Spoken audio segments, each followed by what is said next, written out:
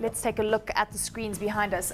Mostly red, a bit of green. Yes. Anglo-American sticking out, they're up 1%. BHP gaining 1.5%. ArcelorMittal up 1%. Lonmin. Look, we're getting the classic rand hedges. Anglo's, Billiton up a little bit. SAB doing all right. Richmond doing okay. They fine.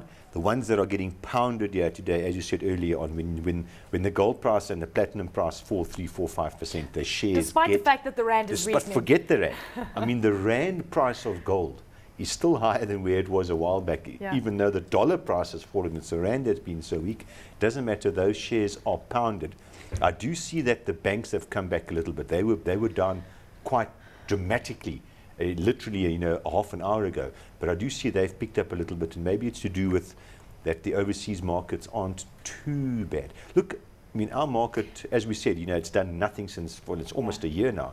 It's actually gone sideways, and so far this year, I think the return might be slightly negative, but it's done totally nothing. But of course, foreigners have been caned because they own this in dollars, and the rand's so weak. Absolutely. I mean, Anglo Platinum is down 5%. Yeah. And then you've got Lonmin, which is slightly in positive territory. Yeah. But Lonmin's down 2.5%. Lonmin hardly trades, so it's not really a true indication of what's happening. You really got to look at the big platinums and the big gold mines to see what's happening there. But the rand protected shares.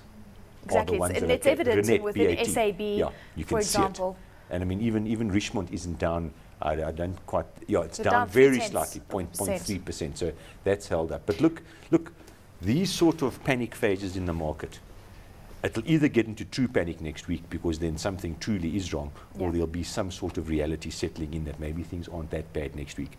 And understand this summit this weekend is in fact very, very important. Are they going to come up with some cash? A coordinated move. Yeah, because understand what's happening in Europe now is a mini example of what happened in the US banks 3 years ago. And I stress it's a mini example. It's not nearly of the same magnitude. And of course the banks themselves aren't nearly of the same magnitude. But this is a crisis of confidence here in the European banking system.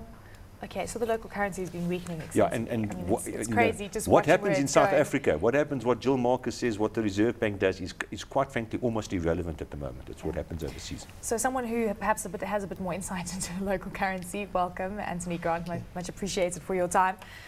Where to from here? Are we going to weaken further, or are we going to bounce back? Again, very difficult to say. So what happened today in the markets was, specifically in dollar rand, liquidity was quite thin, and that obviously contributed to the volatility. So we saw wild swings on the way up and on the way down on the back of probably quite a stable euro dollar around the 135. So just a lot of volatility in rand dollar. I think that's just on the back of a heavy week of trading, lots of volumes through the market, contributing massively to the weakness.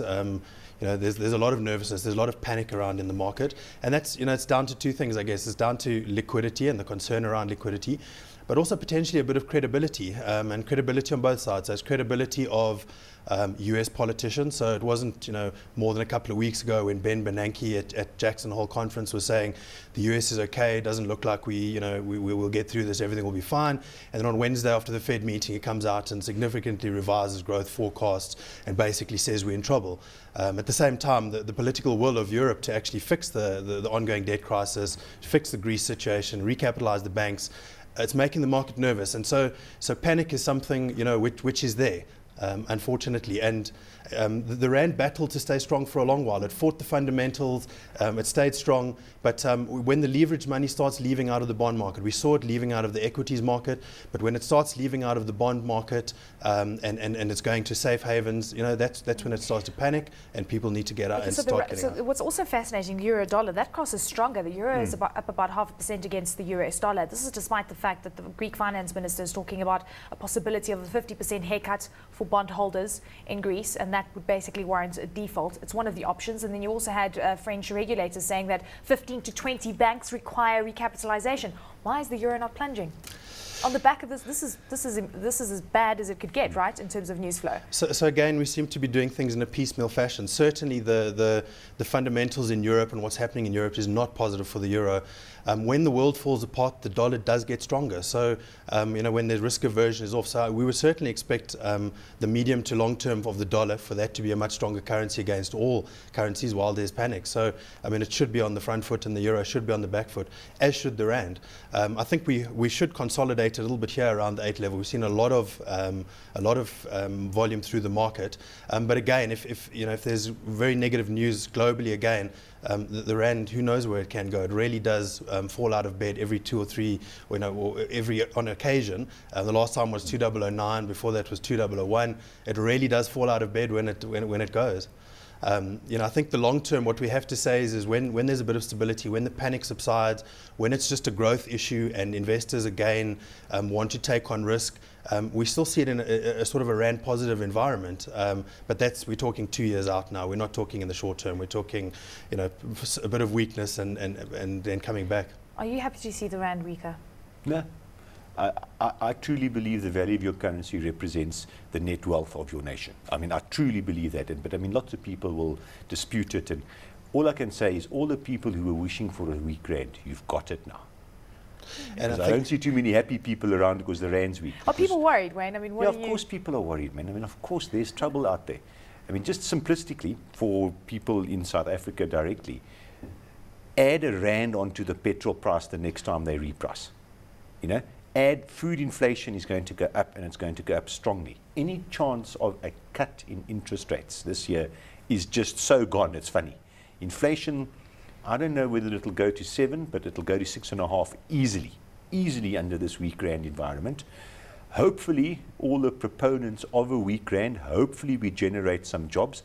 But of course, there's no demand out there because the world economy is weak. So, a weaker rand fundamentally, I don't think is a good thing overall for the country. But that's just my view. I'm not an expert on this. But understand, truly, I think you should bring money back to South Africa now. The rand's clearly no longer overvalued, as we've been saying for a very long time. I would bring money back because I believe that this whole thing will eventually be sorted out. And this is a confidence of crisis. I could be wrong, but I don't think it's an economic crisis. It's a confidence crisis. It's a sovereign crisis. It's a liquidity crisis. The biggest single thing, if China holds up, South Africa will be okay. That is still by far the biggest single determinant of what we do.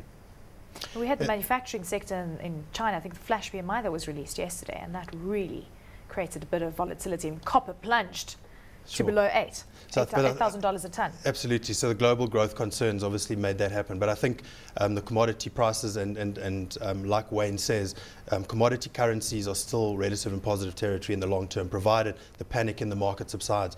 Just quickly also, you talk to exporters and you ask what rate, is good, and anywhere between 8 and 8.50 is a good rate. But, it gives relief to existing exporters. But the reality is it takes a while for exporters to come online. So the weak rand, although in the long term is going to help the export segment and is providing some relief, it doesn't fundamentally change the picture in terms of our exporters and coming. Are you advising to exporters right now to take advantage of the weaker local currency? So absolutely, there's good opportunities now, and a lot of exporters who have been placing funds in CFC accounts and waiting for this opportunity have now got the opportunity and are certainly taking advantage of it. What other cross are you favouring right now, Anthony?